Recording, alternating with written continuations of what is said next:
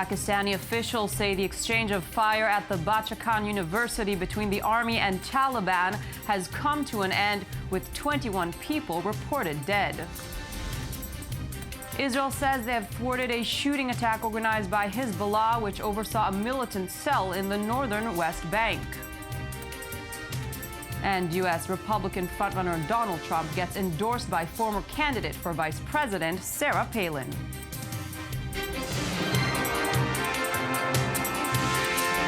Good afternoon. You're watching I-24 News, here with the hour's headlines. Pakistani officials say the exchange of fire at the Bachakhan University between the army and Taliban militants has come to an end, with 21 people reported killed. Militants stormed the university in Charsada, about 140 kilometers from the capital, Islamabad. Around 50 people have been wounded, though authorities warn those figures could still rise. Tamara Ziv has the latest. Gunfire and two large blasts were heard at the Bachakhan University in Charsada, Pakistan on Wednesday, in a deadly armed assault claimed by the Pakistani Taliban. Police, soldiers and special forces launched a ground and air operation at the university in a bid to shut down the assault, as television images showed students fleeing the campus. We heard firing from the back of the campus. We thought maybe some people were fighting. Then the firing increased. Then we said, get into the rooms, don't go out. Then the security forces came. They showed great bravery. The army soldiers also showed great bravery. Police said the militants, using the cover of thick, wintry fog, scaled the walls of the university some 50 kilometers away from the city of Peshawar before entering buildings and opening fire on students and teachers. Deputy Inspector General Saeed Wazir said 70% of students have been rescued and that some students and staff were still stuck inside the university. He said all students have been evacuated from the hostels. At this point in time, it's hard to come across an exact figure, but it seems to be upwards of 20 casualties at this point in time, with many more wounded. Security forces are saying that they have eliminated 4 terrorists. However, it's unclear exactly how many infiltrated the university, coming as they did under the cover of heavy fog. The operation, to the best of my knowledge, is still ongoing. Pakistan, which has suffered from years of militant violence, has killed and arrested hundreds of suspected militants under a major crackdown launched after a massacre of 134 schoolchildren in December 2014 in the northwest. The 2014 school attack by 6 gunmen believed linked to the Pakistani Taliban hit a raw nerve in Pakistan and was seen as having hardened Pakistan's resolve to fight jihadist militants along its lawless border with Afghanistan. We move to Israel, where security forces say they have thwarted a Hezbollah-led shooting attack which oversaw a terror cell in the Tulkarm area of the northern West Bank. This according to Israel's security agency, the Shin Bet. Mahmoud Zalul, the leader of the cell and resident of Tulkarm, was recruited online by Jawad Nasrallah, the son of the Hezbollah leader. According to the Shin Bet, Hezbollah directed the cell to carry out terror attacks using explosive belts and gather intel about the movement of Israeli security forces in the area. So for the last several years, it tries to recruit either Israeli Arabs or Palestinians living in the West Bank and entice them to commit terror acts against Israeli soldiers and civilians. One of those in charge of this file was Samir Kuntar, who was killed by the Israelis several weeks ago. Another one, it turns out, is Jawad Nasrallah.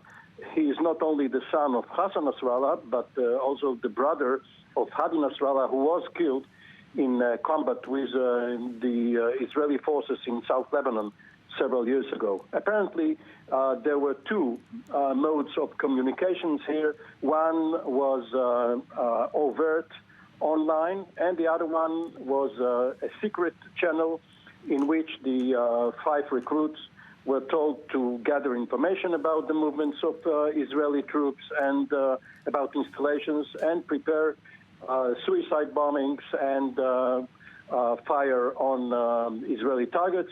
The Shin Bet intercepted those communications and apparently is going to present the evidence in court. The Islamic State group released late last night 270 of more than 400 civilians abducted in the eastern Syrian city of Deir ez-Zor. This according to the Syrian Observatory for Human Rights. The monitoring group said women, children under 14 years old and the elderly were among those released. They were set free after undergoing questioning by IS militants to determine whether they had ties to the Assad regime. 130 civilians, mostly teenagers and adult men, are still being held. U.S. Secretary of State John Kerry is due to hold talks on Syria with Russian Foreign Minister Sergei Lavrov in Zurich. Russia, a staunch ally of Assad, has launched a campaign of airstrikes against Islamic State militants and in support of the Assad regime. Peace talks between Syria's government and opposition are set to begin on January 25th. However, UN diplomats say it looks increasingly likely that the UN-brokered talks will be delayed. The Islamic State group confirmed yesterday the death of a British extremist Jihadi John, who they say was killed in a November drone strike in their de facto capital, Raqqa. I-24 News has more. If an American decline were to happen or American withdrawal were to happen, the concern that everybody has is that it would leave a void.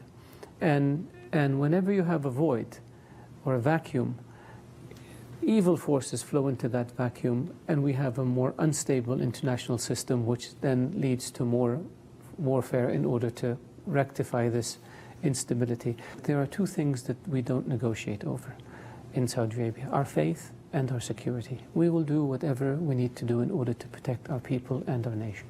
And then today, in the latest from the United States, former nominee for Vice President Sarah Palin endorsed Republican frontrunner Donald Trump yesterday, saying the controversial former businessman is the most suitable candidate to lead the country. ABC News has more. I would like to bring up, if I might, Governor Sarah Palin. Tonight, Sarah Palin is back. Are you ready to make America great again? Shaking up the Republican race with just 13 days to go before the Iowa caucuses. And are you ready to stump for Trump? You ready for a commander-in-chief who will let our warriors do their job and go kick ISIS? Not a politician. Can I get a hallelujah? Doggone right we're angry, justifiably so. The two former reality show stars have been close for years. Palin sitting down for New York pizza with Trump in 2011 as she pondered her own run for the White House. How about a Trump-Palin ticket? That sounds exciting. Trump recently appearing on Palin's talk show where she sang his praises. And this is a movement, the trumpeters, Trumpservatives, these are what these folks are called.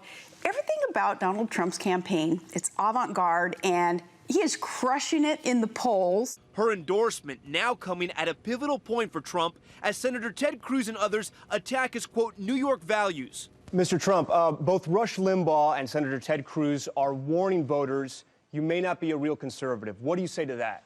Well, I am a real conservative, and Russia has been terrific to me. Now Trump is counting on Palin to rally Republican skeptics, especially key evangelical voters. Trump's big win today, a big blow to Cruz. When he ran for Senate, Palin was one of his biggest supporters. You know what? She can pick winners. Let me tell you something. I would not be in the U.S. Senate today if it were not for Governor Sarah Palin. In New Hampshire today, Cruz trying not to sound disappointed. So regardless of what Sarah decides to do in 2016, I will always remain a big, big fan of Sarah Palin. And on the Democratic front, Bernie Sanders is beating Hillary Clinton by a staggering 27 percentage points among Democratic primary voters in New Hampshire. This according to a new poll by CNN. Since late November and early December, the Vermont senator expanded his lead by nearly 20 points. As the primary approaches on February 9th, Sanders has been the consistent leader in the polls of the first-in-the-nation primary state, and this is his largest margin of any poll in the race. And that wraps up our news bulletin. Join us again in 20 minutes for more updates. Thank you for watching.